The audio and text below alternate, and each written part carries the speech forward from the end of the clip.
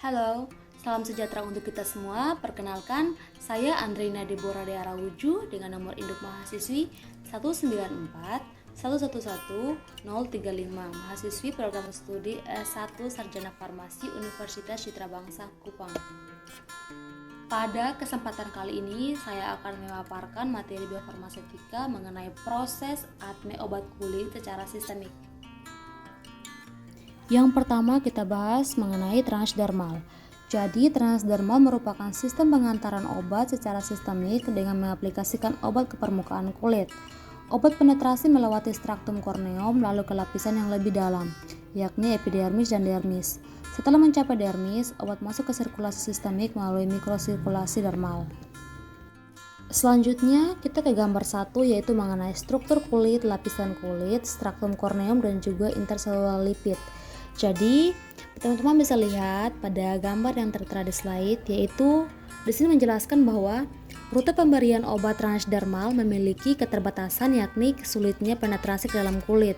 Hal ini disebabkan oleh adanya straktum korneum yang menjadi barrier utama masuknya obat ke dalam kulit. Penetrasi obat transdermal dapat mempengaruhi bioavailabilitasnya, sedangkan untuk struktur straktum korneum berupa bata dan semen. Bata diidentifikasikan sebagai korneum, sedangkan semen diidentifikasikan sebagai matriks interselular lipid. Selanjutnya yaitu untuk korneosit mengandung keratin yang saling cross-linked, sedangkan interselular lipid mengandung keramik, asam lemak, kolesterol yang tersusun membentuk kristalin laminar bilayer. Berikut ini kita masuk dalam rute penetrasi obat transdermal. Jadi untuk rute penetrasi obat transdermal ini dibagi menjadi dua. Yang pertama yaitu rute transepidermal, yang kedua yaitu rute transapendigal. Jadi untuk rute transepidermal ini dibagi menjadi dua, yakni rute transselular dan paraselular. Pada rute transselular, molekul obat melewati korneosit dan interselular lipid secara lurus menembus epidermis. Sedangkan pada rute paraselular, obat hanya melewati interselular lipid tanpa melewati keratinosit. Sebagian besar rute penetrasi transdermal melalui rute paraselular. Molekul obat, molekul polar dan nonpolar berdifusi melalui rute transselular dan paraselular dengan mekanisme yang berbeda. Selanjutnya yaitu kita masuk dalam rute transapendigal. Jadi untuk rute transapendigal ini adalah rute penetrasi obat melalui kanal atau pori yang berasal dari folikel rambut atau kelenjar keringat. Jadi untuk penjelasannya teman-teman bisa melihat pada gambar 2, yaitu rute penetrasi obat transdermal. Di situ bagaimana dari proses paraselular, transselular sampai dengan transapendigal. Meskipun rute ini memiliki permeabilitas yang tinggi, namun peranannya tidak terlalu besar karena luas area rambut di permukaan kulit hanya 0,1% dari total keseluruhan kulit. Rute ini biasanya untuk molekul ion dan molekul yang sangat polar sehingga sulit permeasi melalui straktum korneum. Selanjutnya yaitu sifat fisika kimia dari molekul obat. Sifat fisika kimia dari molekul obat dapat menyebabkan terjadinya variasi kemampuan penetrasi obat ke dalam kulit. Sifat fisika kimia obat dipengaruhi oleh koefisien partisi, ukuran molekul, kelarutan, titik leleh, kemampuan ionisasi, serta koefisien difusi. Selain itu, kemampuan penetrasi ke dalam kulit juga dipengaruhi oleh sistem penghantaran obatnya, seperti karakteristik peririsan, komposisi sistem penghantaran obat, serta kemampuan permeasi transdermal. Jadi, secara umum permeasi transdermal dapat ditingkatkan melalui 3 mekanisme, yaitu yang pertama, merusak atau mengubah sifat fisika kimia straktum korneum. Yang kedua, interaksi dengan interselular dalam straktum korneum. Yang ketiga yaitu meningkatkan partisi obat dalam straktum korneum. Berikut kita masuk dalam proses ATME. Jadi farmakokinetik mometasone furoate topikal dan intranasal sama-sama memiliki absorpsi sistemik yang minimal. Metabolisme keduanya sama-sama dihepar dan diekskresi bersama dengan urin dan cairan empedu. Yang pertama yaitu absorpsi. Jadi absorpsi mometasone furoate topikal pada kulit tergantung dari bentuk sediaannya. Kemampuan absorpsi dari yang paling besar adalah setiap sediaan salep, krim, lotion, dan solution.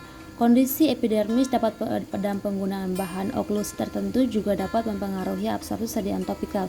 hanya sekitar 0,4% kandungan mometasone furoat yang diabsorpsi ke sirkulasi sistemik. Mometasone furoat memiliki sifat lipofilik yang tinggi sehingga akan bertahan di kulit dan mencegah masuk ke sirkulasi sistemik. Absorpsi sediaan intranasal dilaporkan kurang dari 1% dan dapat diabaikan karena tidak menyebabkan pengaruh klinis yang bermakna. Selanjutnya untuk distribusi, di sini distribusi untuk mometasone furoate mayoritas berikatan dengan protein plasma. Distribusi secara sistemik dilaporkan sangat minimal. Setelah proses absorpsi distribusi, sekarang kita masuk di metabolisme. Mometasone furoate yang diserap ke sirkulasi sistemik akan mengalami metabolisme di hepar oleh sitokrom P450, enzim CYP3A4. Tidak ada metabolit dalam jumlah besar yang dapat terdeteksi. Pada penelitian in vitro, metabolit yang terbentuk dari metabolisme mometasone furoate adalah 6-P-hidroksimometasone furoate. Nah, selanjutnya untuk eliminasi. Jadi eliminasi mometasone furoate adalah melalui urin dalam jumlah yang sangat kecil. Tibalah kita pada kesimpulan. Jadi, kulit adalah organ tubuh terbesar, terhitung sekitar 15% dari total berat badan orang dewasa. Melakukan banyak fungsi vital termasuk perlindungan terhadap penyerang fisik, kimia, dan biologis eksternal, serta pencegahan kehilangan air berlebih dari tubuh dan peran dalam termoregulasi. Penyakit kulit adalah kelainan kulit akibat adanya jamur, kuman, parasit, virus, maupun infeksi yang dapat menyerang siapa saja dari segala umur. Untuk transdermal merupakan sistem pengantaran obat secara sistemik dengan mengaplikasikan obat ke permukaan kulit. Untuk rute penetrasi obat transdermal, penetrasi obat ke dalam kulit dan dapat melalui berbagai tempat, misalnya kulit dan lain-lain. Rute transepidermal atau transselular dan paraselular, dan rute transsapapendegal. Untuk peningkatan kemampuan permeasi transdermal dapat menggunakan enhancer kimia maupun enhancer fisik. Untuk farmakokinetik, mometasone furoate topikal dan intranasal sama-sama memiliki absorpsi sistemik yang minimal. Metabolisme keduanya sama-sama di hepar dan dieskresi bersama dengan urin dan cairan empedu. Sekian pemaparan saya mengenai materi biofarmaseutika tentang proses ACNE obat kulit secara sistemik. Semoga bermanfaat bagi kita semua.